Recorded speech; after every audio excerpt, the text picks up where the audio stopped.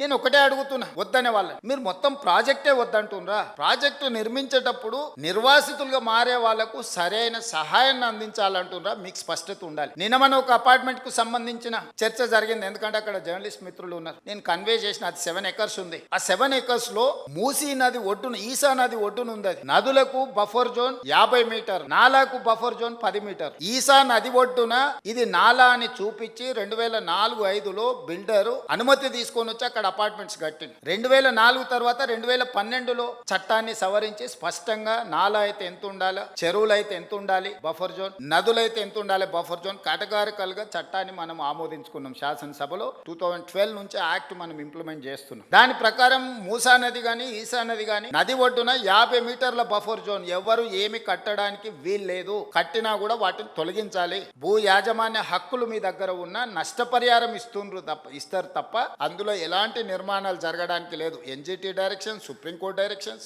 All constitutional authorities have decided to remove all this buffer zones. ఆ apartment కు సంబంధించి దాదాపుగా 50% ఈ బఫర్ జోన్ 50 మీటర్ల 9 మీటర్ల సెట్ బ్యాక్ చూపించేసి ఇది నాలా అని చూపించి బిల్డర్స్ అక్రమంగా అనుమతి తెచ్చుకొని కట్టినరు. మన వాళ్ళు కొనుక్కున్నారు. అనుమతి చూసి కొనుక్కున్న వాళ్ళ గురించి నేనేం తప్పుగా చెప్పట్లేదు. అనుమతులు అన్ని చెక్ చేసుకున్నాను. నేను ఈ మధ్యలో ప్రాజెక్టుని టేకప్ చేయాలనుకున్నప్పుడు చూస్తే మోర్ దాన్ 50% బఫర్ జోన్లు ఉన్నది. దీంట్లో చాలా మంది తెలిసిన మిత్రులు ఉన్నారు. అరే వీళ్ళకి ఏదన్నా నష్టం జరిగేటట్టుంది, మనం చేయగలిగిన సహాయం చేద్దామని మా అధికారులకు చెప్పి వాళ్ళ దగ్గర పంపించి వాళ్ళతో చర్చ చెప్పిన. మరి వాళ్ళకి ఎంత చేరిందో తెలియదు. అందుకే ఈ రోజు ఇక్కడ నుంచి చెప్పదలుచుకున్నాను. వాళ్ళకి ప్రత్యామ్నాయంగా పక్కనే 7 ఎకరాలకు 7 ఎకరాల ల్యాండ్ ఇచ్చి ఇప్పుడు ఎంతైతే స్క్వేర్ ఫీట్ కన్స్ట్రక్షన్ చేసిందో కొత్త నిర్మాణానికి అవసరమైన డబ్బులు బ్యాంకులో డిపాజిట్ చేస్తా. మీరే ఒక సొసైటీ పెట్టుకొని మీరు కట్టించుకోండి. ఇది ఇంకా భవిష్యత్తులో ఎప్పుడు మీకు అమ్ముకోవడానికి కొనుక్కోవడానికి కూడా ఉండదు. ఈ 50 మీటర్ల బఫర్ జోన్ అనేది బ్యాన్ చేస్తాం. ఇప్పటికిప్పుడు కూలగొట్టకపోయినా భవిష్యత్తులో అది మీకు జీరో వాల్యూ అవుతుంది. మీ మేలు కోసం మీరు నష్టపరిహారం తీసుకొని మీరు వేరే దగ్గరికి వెళ్ళి కొనుక్కుంటాం అంటే